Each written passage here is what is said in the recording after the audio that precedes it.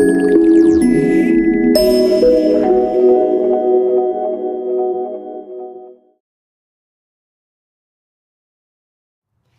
Essig here with SellingRealEstateRocks.com, talking to you today about a really important topic, realtor safety.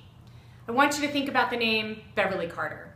Beverly Carter was a real estate agent from Arkansas who was tragically murdered because a prospect deemed her as a rich broker. Now, I don't know about you, but that really kicks me in the gut. And you know, I know, we've all done exactly what Beverly did. Got a call about a property, met that client at the house only because she thought she was doing what was best for her seller. It's a shame, and my heart goes out to her family and her loved ones. I want to talk to you today about some realtor safety tips, and maybe, hopefully, we can prevent one more senseless tragedy. And I want to start out with, you can always carry personal protection, mace, a weapon of sort. It's not my favorite. I'd rather do some of these other things, but it never hurts.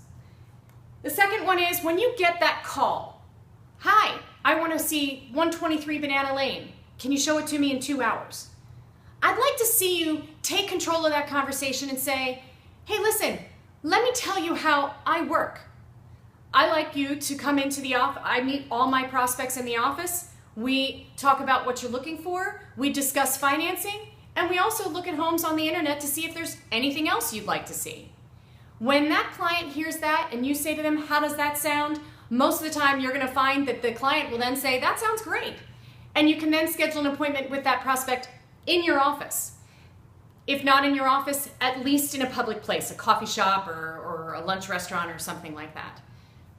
When you meet that prospect in person, whether it is in your office or a coffee shop, take photos of their identification. Even take a photo of their car.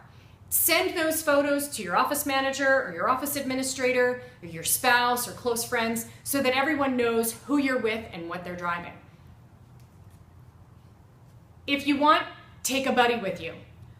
If you're at an open house, take the buddy system with you. Don't sit in an open house alone. Pre-qualify all your prospects.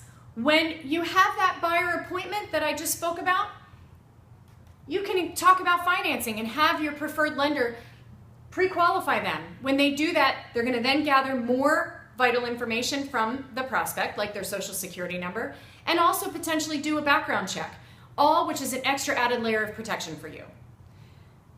I hope that Beverly Carter's murder doesn't go in vain. I hope that next week's news doesn't make us forget what happened to her and that we then fall back in our old ways and don't take the precautions. And I ask you to take a safety pledge. I've asked my agents to take the pledge, and now I ask you to take the pledge. I pledge I will not meet a person at a vacant home that I've never met before. And I ask you to take the safety pledge too. I pledge to be safe because my family deserves it. I pledge to ask all prospects for ID. I pledge to be safe. I pledge to implement practices that will protect me and my clients.